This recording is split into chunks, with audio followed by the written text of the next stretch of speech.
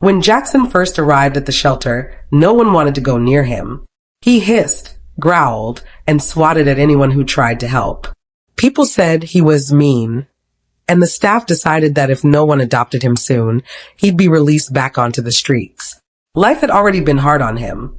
He'd been found wandering alone, thin and scared, with a tail that looked crooked and broken. No one knew how long he'd been surviving outside, or how many people had walked past without stopping. At the same time, a woman named Megan had just lost her cat of 17 years. Her home felt empty without that familiar sound of paws on the floor. She wasn't sure she was ready for another pet, but something told her to visit the shelter anyway. When she met Jackson for the first time, he didn't seem interested. He let her hold him for a moment, then squirmed away, distant and unsure. Megan thought maybe he wasn't the one. But then her husband, Mark, stepped forward.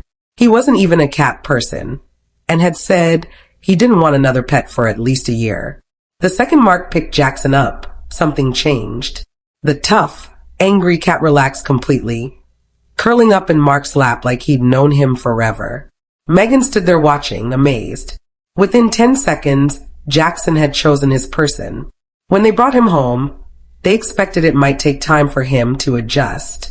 But to everyone's surprise, Jackson settled in right away. The mean cat turned into the sweetest cuddle bug. He followed Mark everywhere, into the kitchen, the living room, even the bathroom. If Mark sat down, Jackson would curl up right beside him. It was funny, really. Mark had always said he wasn't a cat guy. Now, every morning, he and Jackson had their own little routine. When Mark brushed his teeth, Jackson would sit on the counter, swishing his short, bent tail and waiting for attention. The shelter staff had once said that tail might cause problems, but the vet later confirmed he was perfectly fine, just born that way. At first, Jackson didn't make a sound. For weeks, he didn't meow once. Megan worried that something might be wrong with his voice. But after a while, he began to talk, quietly, shyly, with the tiniest, softest meow anyone had ever heard. It was as if he was finally ready to trust again. As the days passed, his playful side began to show. He chased toys, rolled over for belly rubs, and sometimes sprinted down the hallway for no reason at all. Megan called it his teenage phase, full of curiosity and mischief.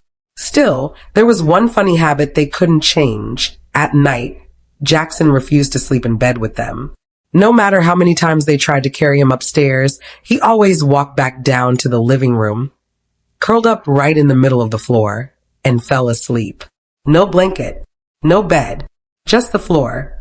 Megan didn't understand it, but maybe that cold, hard floor reminded him of where he came from. And now, it simply felt familiar.